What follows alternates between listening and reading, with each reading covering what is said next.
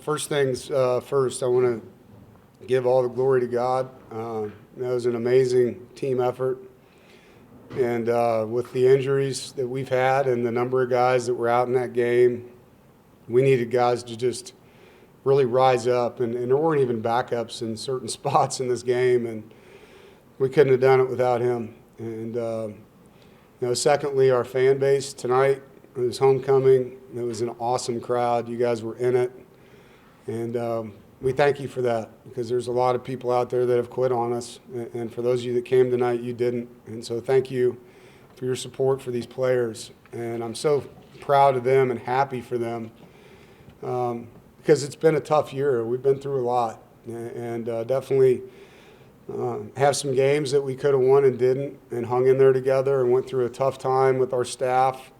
And the guys just kept coming in and letting me coach them, letting their coaches coach them, taking things like, hey, coach, it's on us. We got to fix it, allowing us to do what we want to do, and coach football and motivate young men and lead young men. It's a really, really neat group of kids. And so I'm just really thankful for them that they get to enjoy that. It's special when you have a top 10 win at home. Night games in the Carter are so special, and just proud of them, proud of our staff. And resiliency is what this place is about, It's why I've always loved NC State. It's definitely a part of my DNA, and the harder it gets, sometimes I think the better we are. And so we're going to enjoy this one tonight. I'm really proud of some of the individual efforts. I know you'll ask me about them, but CJ played like a captain. He was in charge and played really, really good ball. The O-line protected him. Duke Scott had a phenomenal game rushing the ball. Our tight ends, that room, the way they played without Justin, really stepped up and had to do more things than they normally do. Impressive. I thought Caden Fordham played his best football game, had a lot of tackles, huge interception at the end, was in charge, and that was a tough offense. I mean, I think, Brent is a great coach, and that is a really good football team. I have nothing but respect for him and their staff. Buster Faulkner is offensive coordinator, I think one of the best in the country, and their quarterback is a really good player. And so that was a hard-fought game against a really good coach and a really good group of kids that he has. So going to enjoy this one tonight, and then enjoy the bye week. There's nothing like a bye week after a top 10 win. Definitely going to enjoy this one. Questions? JC, go ahead. You obviously know who you guys didn't have tonight. What does it say about the assistant coaches that have the group ready and not feel sorry for themselves? Well, we don't allow that, first of all. Kids come to this program like they do any program with the hope to have an opportunity to play. And when it's your opportunity, you have to seize it. And Tristan Teasdale, true freshman, starting in his first game against that offense, and really proud of him. I mean, that's asking a lot.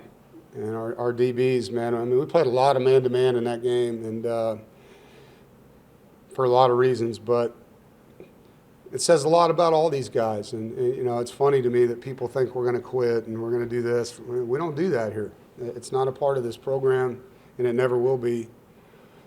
And so each kid that gets an opportunity, it's his moment. And it's fun to see him seize those moments in a game like this. Charlie, go ahead. Hey, it had been reported earlier in the week that your players had a TV, just with themselves, players only. Talk about what this type of win does, not only for you, but for the locker room moving forward. Yeah, when I met with our leadership council on Sunday, I guess it was, there was a lot of things we discussed, and at the end of it, I said, a lot of these things are things you guys need to take care of. And you need to have a meeting with your teammates, and you need to say the things that you said in front of me to them, because they need to know what's on your heart. And there's a lot of football left. There's too many good players in our program that are running out of time that deserve everybody's best, and you need to let them know that. And they did. Obviously, what they said hit home. And those guys delivered. And it wasn't just the guys playing. I mean, it's the guys on the scout team who have to give a better look. It's everybody. And like I told them, You know, it's easy to look at problems and point fingers and blame people and all that, and we needed solutions. And that's what I was asking for, is for each guy to be the solution in whatever his role may be on our team. And even injured players, you know, can complement and can coach and can help their teammates better. And so it was just a collective effort. You know, the assistant coaches, the trainers, the strength coach, it's on everybody. But it's got to be team driven. You know, for things to happen in your locker room, you can tell them all you want. The guys got to get it done for you. And they got to hold each other accountable when they're not. And that happened this week in a big way. Jaden, go ahead. Yeah, Dave, I know we talked a lot about Duke in the preseason and about how excited y'all were. But he is the third player, from what I can tell, in your tenure to have, you know, at least 175 rushing yards in a single game. Did you expect that kind of breakout performance from him? I'm not surprised at all. I mean, that was the 16th ranked rushing defense in the ACC. We thought we could run the football on them. They play a lot of cover two, which gives you an opportunity numbers-wise to hand the ball off and run it. And Duke's way faster than people know. You know, that's why we've made him a kickoff returner. Obviously, we didn't tonight because he had more on his plate in the backfield. But I'm not surprised. I mean, you come to practice every day since he's been here, and you see what kind of electric player he is, and all through high school, the kind of player he was there. So we got a really good tandem in that backfield, and tonight he had to step up and take on the entire load, and obviously he did a tremendous job.